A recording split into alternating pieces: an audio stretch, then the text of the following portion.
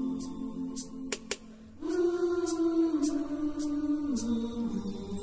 la Bible ici-bas illumine nos pas, de sa gloire Dieu vient nous remplir. Quand je veux ce qu'il veut, en son nom je le peux, simplement il faut croire, obéir. Gloire soit au Père, au Fils et au Saint-Esprit, comme il était au commencement, ainsi il est maintenant, il en sera toujours de même jusqu'à l'éternité. Amen. Jéhovah, Jésus-Christ, Saint-Michel, Père éternel, tu es la lumière de vérité. C'est toi qui as pouvoir de sauver les âmes qui sont perdues. Pardon pour nos offenses, sanctifie-nous dans le sang et l'eau du calvaire, Seigneur Jésus-Christ. Libère ta parole, qu'elle nous délivre des ténèbres, de l'ignorance, et que ton nom soit glorifié. Amen. Que la grâce de notre Seigneur Jésus-Christ, l'amour infini du Père Céleste et la communication de l'Esprit Saint nous exauce et dirige nos cœurs vers la lumière du Christ. Amen. Au nom de Jésus-Christ. Alléluia. Alléluia. Alléluia. Chers téléspectateurs, ensemble de la communauté chrétienne, nous saluons dans le nom de Jésus-Christ. Que la paix de Dieu qui surpasse toute intelligence prenne sous sa garde vos cœurs et vos pensées en Jésus-Christ. Aujourd'hui, le thème dont nous aurons à débattre porte sur deux concepts assez clivants dans l'Église et dans toute la communauté chrétienne, les concepts de loi et de grâce, qui sont difficiles à concilier pour beaucoup de chrétiens. Pour certains, la loi relève de l'Ancien Testament et la grâce qui est venue par Jésus-Christ relève du Nouveau Testament. Tout ceci se fait sans prendre en considération l'origine de la loi et de la grâce. Parce que si la Bible nous enseigne que la loi est venue par Moïse, ce n'est pas Moïse qui l'a initiée. La loi est venue de Dieu et c'est Moïse qui l'a transmise. Ça vaut autant pour la grâce aussi, qui est venue par Jésus-Christ, Jésus-Christ qui est Dieu. Donc déjà, les deux ont une même source. Pour décortiquer un peu les deux concepts, un thème nous a été soumis. La loi exige, la grâce sauve. C'est sur ce thème-là que nous accentuerons pour développer les deux concepts. La grâce habituellement est définie comme une faveur imméritée. Quelque chose qui a été octroyé sans que vos œuvres n'y fassent rien. Quant à la loi, c'est une révélation sur les enseignements qui ont été donnés dans l'Ancien Testament. Si on considère l'Ancien Testament, c'est un ensemble de lois qui a été donné à Israël pour qu'il puisse marcher avec Dieu tel qu'il le souhaite.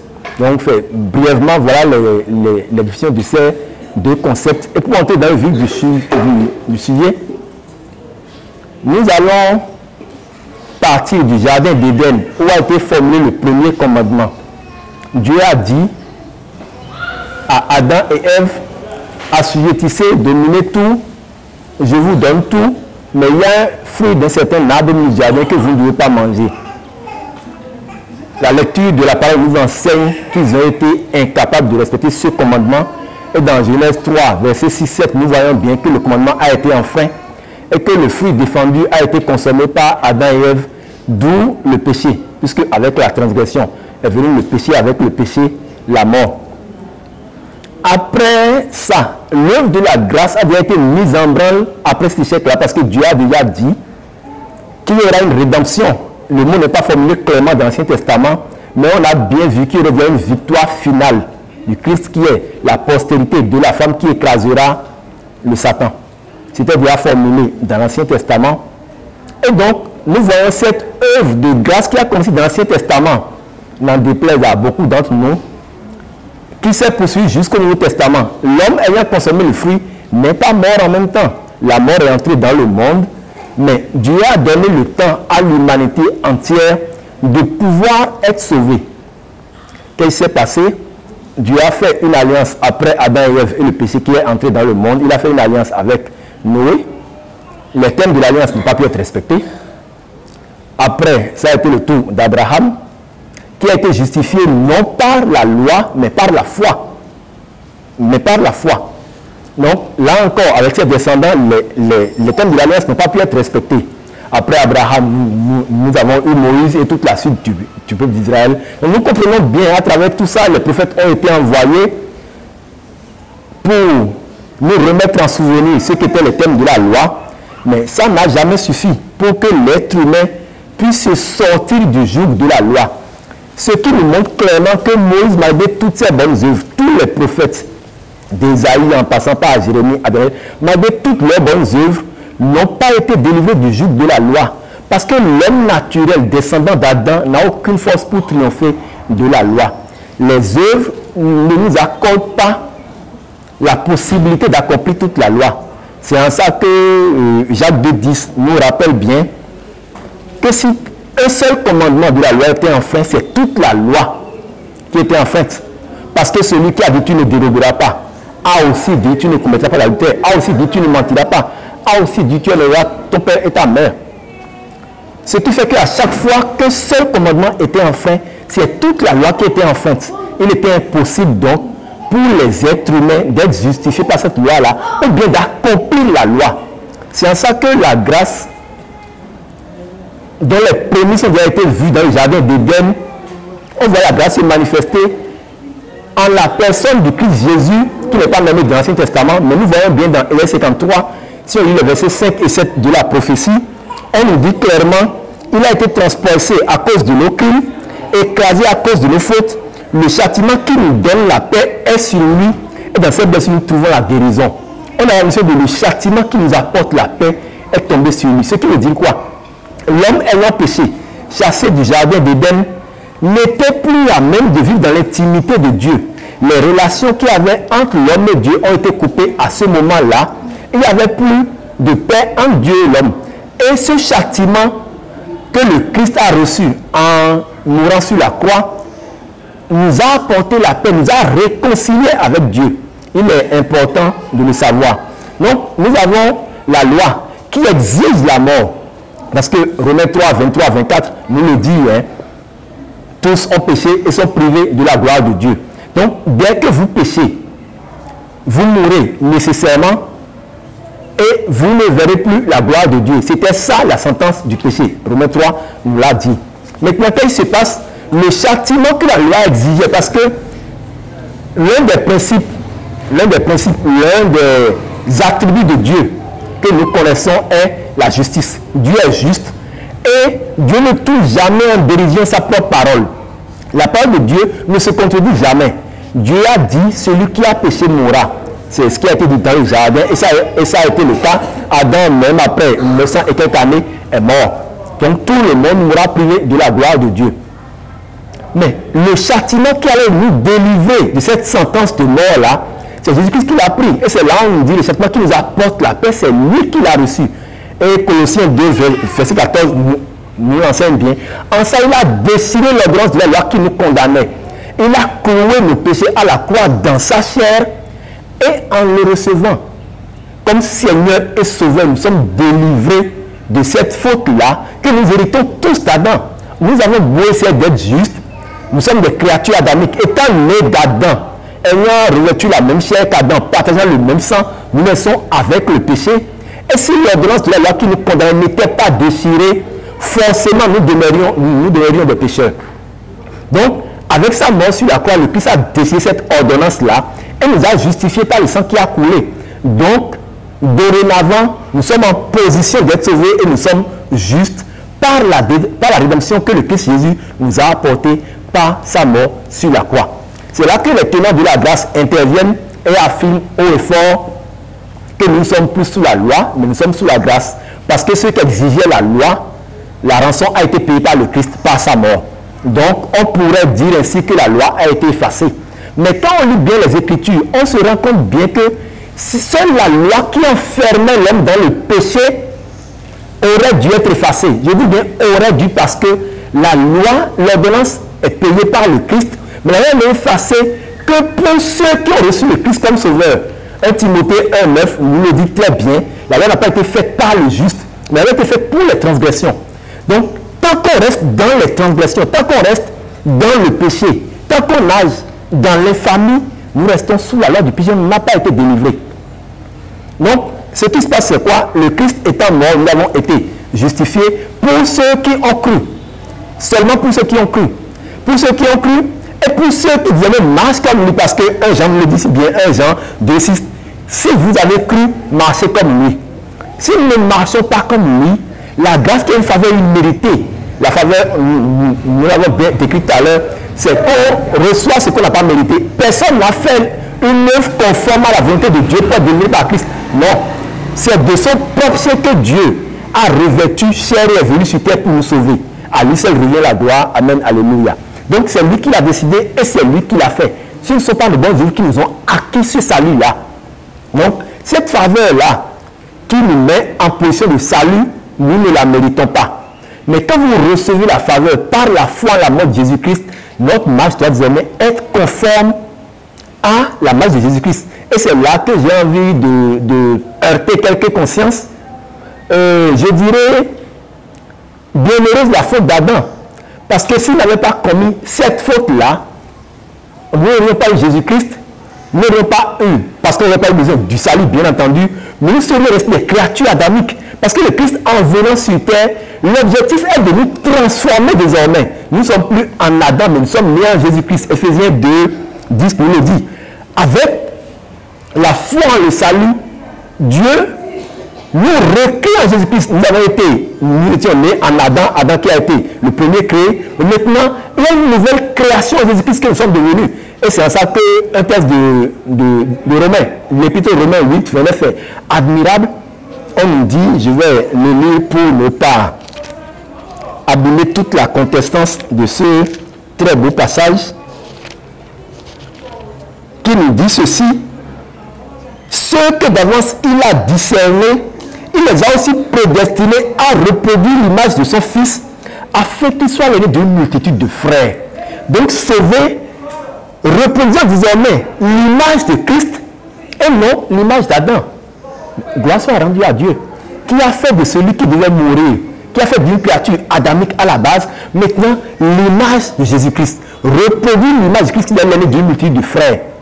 Donc, nous devons dire que d'autres se demanderaient, alors pourquoi si Dieu avait ce plan-là, pourquoi il nous a donné la loi? Bien entendu, nous disons avec les épîtres que tout concourt au bien de ceux qui aiment Dieu. Dieu a donné la loi parce qu'à ce moment-là, la loi a fonctionné comme un pédagogue. L'image de Dieu a été flétrie en l'homme par les ruses de Satan. Dieu a mis une loi là pour nous enseigner maintenant ce qu'est le péché. Et c'est là que Romains 5, 20 nous dit, là où la loi est, le péché a abondé. Et quand le péché a abondé, la grâce a surabondé. Donc la loi a mis en évidence le péché. L'homme désormais séparé de Dieu n'a plus une claire conscience du péché. Il fallait une loi pour lui montrer ce qu'était le péché. Donc c'est un processus qui a été mis en branle. On lui a montré ce qu'est le péché à travers la loi. Et la loi nous donne le discernement du péché. Donc, dans la 3, 19, nous le dit, 23, 24, nous le dit clairement, la loi a été un pédagogue pour nous mener à Christ, qui est la fin de toute loi, selon Romains 10, verset 4.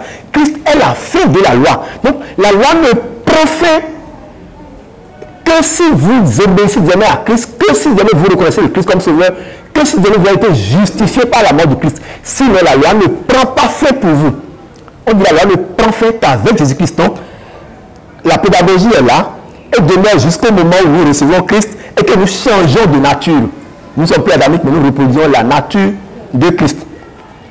Donc, forcément, ce qu'il est nécessaire de savoir, c'est qu'aujourd'hui, les tenants de la loi et de la grâce devraient pouvoir être en harmonie avec la position de Dieu sur la question qui n'a pas donné la loi pour enfermer l'homme sous la loi, mais l'a donné à un moment pour conduire l'homme à la grâce.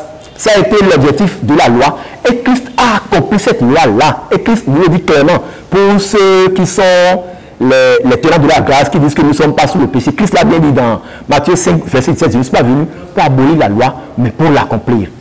La loi a été accomplie par Jésus-Christ et en allant à la croix, il a cloué les pieds sur la croix. Et dès que nous recevons le Christ maintenant, la loi a été accomplie pour nous, parce qu'il a déjà accompli. Mais maintenant, pour les tenants de la grâce, j'aimerais rajouter une petite pique juste pour sourire. Nous aimons bien la grâce parce que nous ne sommes plus sous la loi comme nous nous plaisons à le dire. Mais la grâce approfondit la loi. Puisque dans Matthieu 5, quand nous allons au verset 27, qu'est-ce qu'il nous a dit? On nous a dit, tu ne commettras pas d'adultère. C'est ce que le Christ nous dit, c'est ce que la loi nous a enseigné. Mais moi, je vous dis, et c'est le principal, celui qui a convoité une femme dans son cœur a déjà péché. Donc, là où la loi était extérieure, elle aimait condamner les actes, la grâce condamne jusqu'au cœur. Parce que désormais, le Christ est né en nous, nous sommes des êtres nés de nouveau. Et donc, ce qui est dans notre cœur même est condamné. Ce qui est dans notre cœur est vu et peut être condamné. Et c'est en ça que la grâce serait un peu plus complexe que la loi. Si Christ ne nous donnait pas la capacité, lui étant en nous, avec son Esprit Saint, de ne plus être sous la loi. Parce que quand le Christ est en vous, l'homme naturel qui est faible devant le péché peut triompher du péché parce que le Christ a vaincu le péché. Le Christ n'a pas péché. Si le Christ est en vous, vous qui êtes faible devant le péché, nous devenons forts devant le péché parce que le Christ vient en nous. Donc il est essentiel que nous comprenions que si le régime de la loi a pris fin avec l'avènement du Christ, il ne prend pas fin tant que nous demeurons sous le joug du péché. Et Paul le dit clairement. Il parle dans Romains 8, 1, il parle de la loi de l'esprit qui nous a délivrés du joug du péché pour nous asservir à Christ. Donc on a été délivré de la lettre de la loi, mais maintenant on est asservi à l'esprit de la loi que Jésus-Christ pose en nous disant que même en convoitant dans notre cœur, nous sommes des pécheurs. Donc la grâce, le psaume 24 nous le dit clairement, hein, celui qui a les mains innocentes et le cœur pur, seul lui pourra monter sur la montagne de l'Éternel. On aurait pu dire avec la loi, celui qui a les mains pures. Mais avec la grâce, c'est celui qui a les mains pures et le cœur pur. Il ne s'agit plus seulement des mains, vous n'avez pas commis l'acte, mais dire votre cœur n'a pas médité l'acte non plus. C'est très très important. Donc, autant la loi que la grâce sont venus de Dieu, et c'est un processus de libération de l'homme qui est tombé sous le joug du péché. La loi est venue pour nous révéler nos fautes et pour que nous les connaissions, pour que nous les évitions. Et cette loi-là a remis l'homme sur le chemin de bénédiction. Dans Théo 28, nous le voyons clairement. Si vous obéissez, vous êtes bénis. Mais aucune de ces bénédictions n'est spirituelle. On n'a jamais dit dans l'Ancien Testament que obéir à la loi nous conduirait au ciel. Non. Ces lois-là ont remis les patriarches comme les prophètes, comme les rois qui ont marché sur cette loi de Dieu-là. Obéir à cette loi leur a permis de rentrer dans la bénédiction terrestre, mais jamais dans les bénédictions qui sont les bénédictions éternelles que le Christ a prévues pour ceux qui vont nocer avec lui au banquet éternel. Donc, la loi a sa limite et la grâce est venue approfondir la loi. Pour résumer, nous allons dire avec Saint Augustin que la loi est venue pour que nous appelions la grâce. Parce que nous avons lu Jacques de Distalet qui nous a enseigné qu'aucune personne ne pouvait accomplir la loi, puisque si un seul état de la loi était enfin, c'est toute la loi qui était enfin. Donc la loi a été venue pour que nous recherchions la grâce qui allait nous délivrer. Et la grâce est venue pour nous donner la force d'accomplir la loi. Parce qu'avec la grâce, le Christ a reçu le châtiment du péché, il nous donne la paix avec Dieu.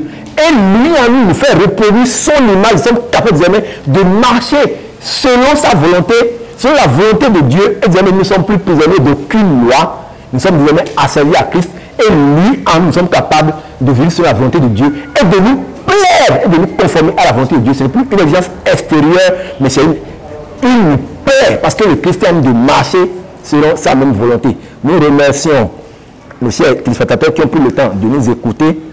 Merci au Seigneur Jésus-Christ qui a libéré sa parole.